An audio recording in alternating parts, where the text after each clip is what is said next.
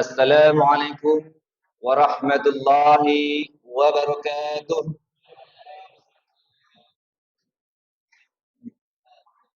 Alhamdulillahi rabbil alamin wa bihi nasta'inu ala umuri dunya waddin.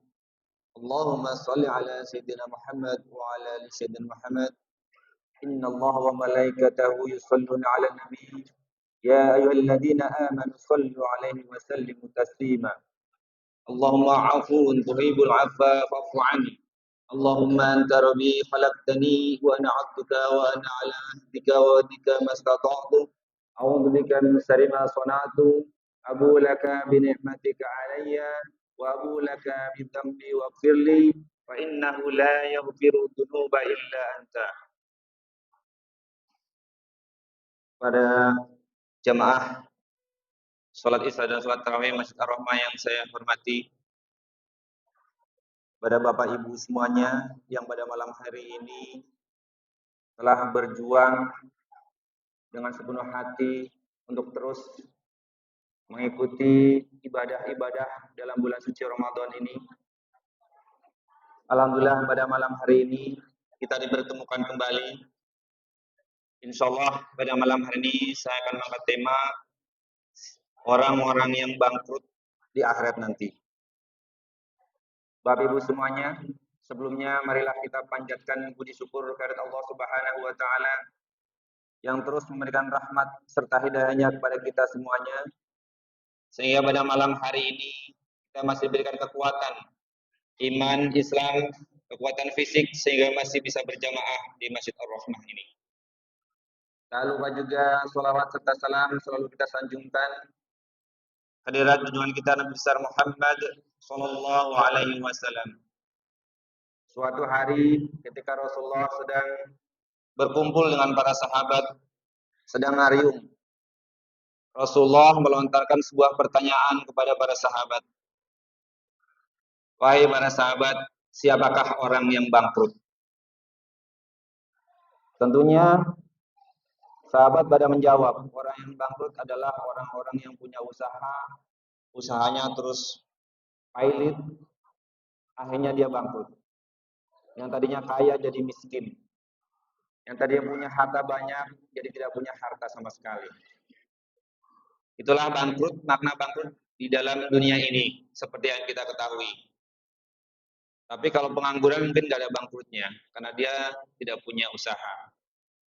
Begitu juga pekerja, bangkrutnya adalah ketika dia di PHK.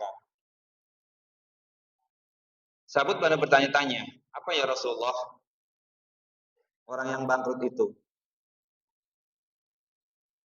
Rasulullah memberikan jawaban, ada di hadis riwayat Imam Muslim.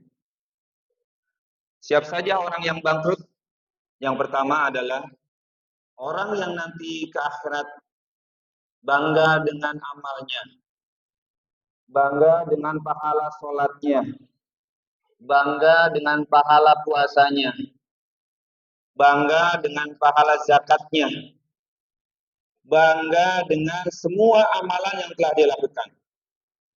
Karena merasa sudah banyak, sholat sunnahnya dilakukan, siang malam sholat wajibnya dilakukan, puasanya sunnah dan wajib dilakukan, zakatnya, zakat mal dan zakat fitrah dilakukan, amalan ibadah yang lain pun dilakukan, haji mungkin bolak-balik, umroh bolak-balik. Tapi kenapa dikatakan bangkrut? Kata Rasulullah, apa yang membuat mereka bangkrut? Yang pertama, ternyata betul amalnya banyak. Kalau dihitung-hitung, amalnya sudah bisa membuat dia masuk surga. Tapi ingat Bapak Ibu semuanya, di akhirat ada pengadilan. Pengadilan yang tidak akan ada curangnya.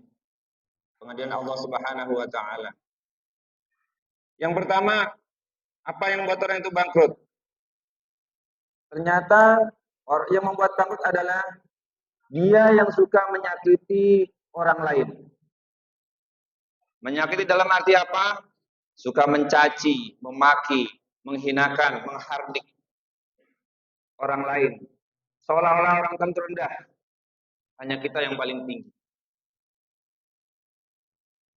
Yang kedua, Apa yang membuat orang bangkrut? Dia suka memfitnah. Al-fitnah tu asadu minal qatl. Fitnah lebih kejam dari pembunuhan. Ketika orang itu amalannya banyak, tapi suka memfitnah orang lain. Orang yang tidak berbuat dosa, dituduh berbuat dosa. Sehingga apa? Sehingga dia merasa dihina orang lain. Disingkirkan orang lain. Dijauhi orang lain. Gara-gara fitnah yang dilakukannya. Yang berikutnya adalah orang yang suka memakan harta orang lain. Kita dibolehkan mengambil harta orang dengan cara jual beli. Dihalalkan jual beli. Karena dalam jual beli ada keuntungan. Itu dihalalkan. Bagaimana dengan mereka yang korupsi? Bagaimana mereka yang dengan mengambil hak orang lain? Baik disengaja maupun tidak disengaja. Ini akan membuat bangkrut nanti di akhirat, Bapak Ibu semuanya. Apalagi yang mengurangi amalan sehingga orang itu bangkrut. Dia yang suka atau dia yang pernah membunuh. Jika orang pernah membunuh dan tidak dimaafkan oleh keluarganya, dan tidak mungkin yang dibunuh itu memaafkannya, sehingga itu akan mengurangi amalnya di akhirat nanti, sehingga orang itu bangkrut. Ketika amalan-amalan itu banyak, sedikit demi sedikit dikurangi oleh perbuatan-perbuatan yang tadi kita sebutkan, mencaci, memaki, memfitnah, mengambil hak orang lain, membunuh, maka sedikit demi sedikit akan dikurangi pahala kita. Ketika nanti kita sedang dihisab, datang seorang, ya Allah, saya mohon keadilan. Kenapa? Si fulan betul amal ibadahnya banyak. Tapi saya dulu pernah dicaci makinya di depan orang banyak sehingga saya merasa malu dan sakit hati. Maka dipanggillah orang itu, amalmu kasih ke dia. Jadi orang yang tadi disakiti akan tambah amalnya dari orang yang menyakiti. Datang lagi, ya Allah saya mohon keadilan. Saya pernah difitnah, sehingga semua satu kampung menghina saya dan saya dikucilkan dan saya diusir dari kampung itu gara-gara fitnahnya.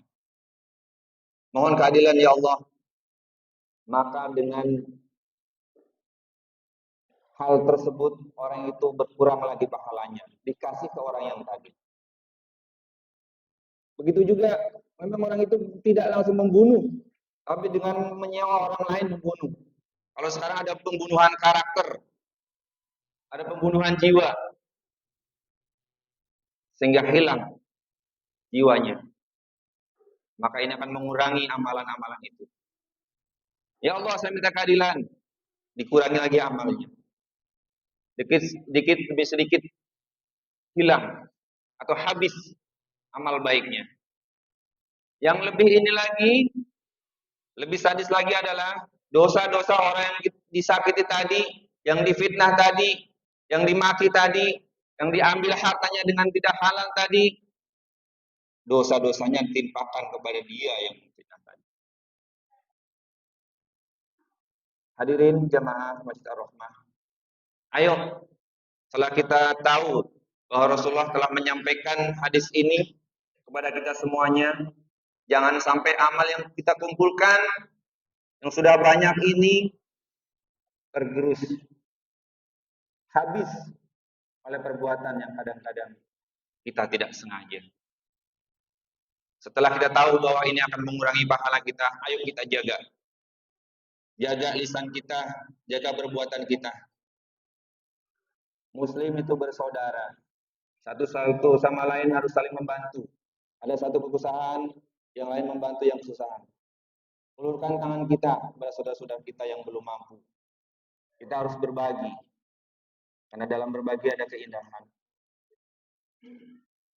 Hadirin jamaah Masjid Ar-Rahmah yang dimuliakan Allah. Mungkin itu yang bisa saya sampaikan. Kurang lebihnya mohon maaf. Billahi taufiq wal hidayah. Assalamualaikum warahmatullahi wabarakatuh.